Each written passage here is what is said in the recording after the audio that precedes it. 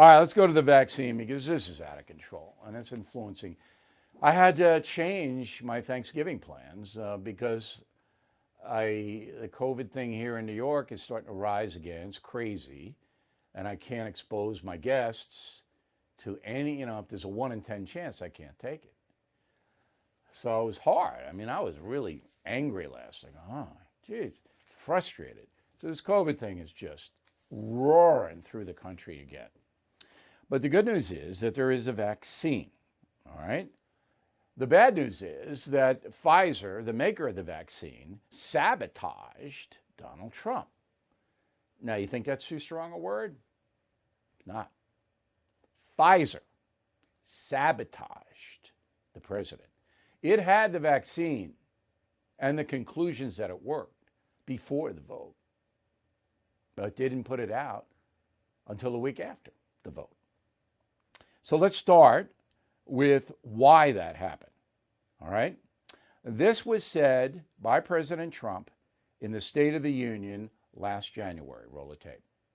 One of my greatest priorities is to reduce the price of prescription drugs.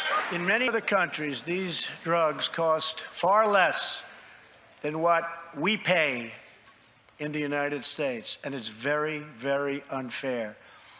That is why I've directed my administration to make fixing the injustice of high drug prices one of my top priorities for the year.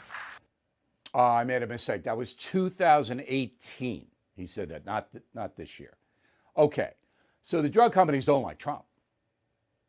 All right, now he didn't manage to drive drug prices down much, but he did a bit. And they don't like him. They want him out. Okay? So on August 22nd of this year, and again, I'm sorry about that error for the State of the Union, Donald Trump tweeted, quote, "The deep state or whoever over at the FDA is making it very difficult for drug companies to get people in order to test the vaccines and therapeutics. Obviously, they're hoping to delay the answer until after November 3rd, must focus on speed and saving lives," unquote. Trump knew the fix was in August. Now, Pfizer, in an email, said this, quote, "Pfizer and the others probably didn't have the courage to make this historic announcement before November 3rd. This was said by the Trump campaign, all right? Because they hoped it would keep me from winning big.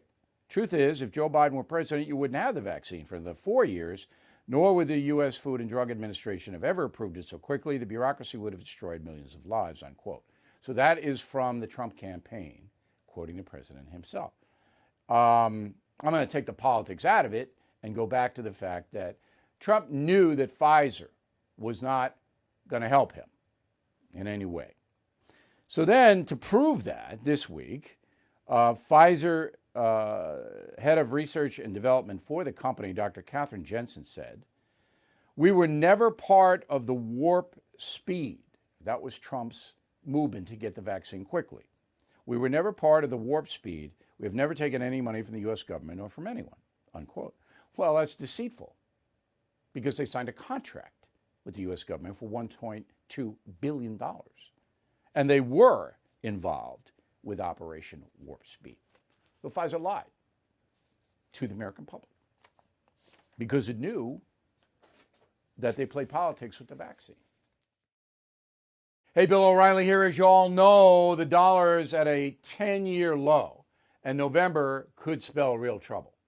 That's why I recommend you consider physical gold and silver, and the only company I do business with in this area is American Hartford Gold.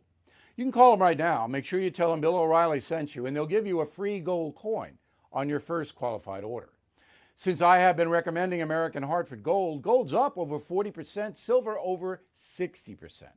So please don't wait. Call them now, 877-444-GOLD Gold, 877-444-GOLD Gold, or text GOLD to 65532.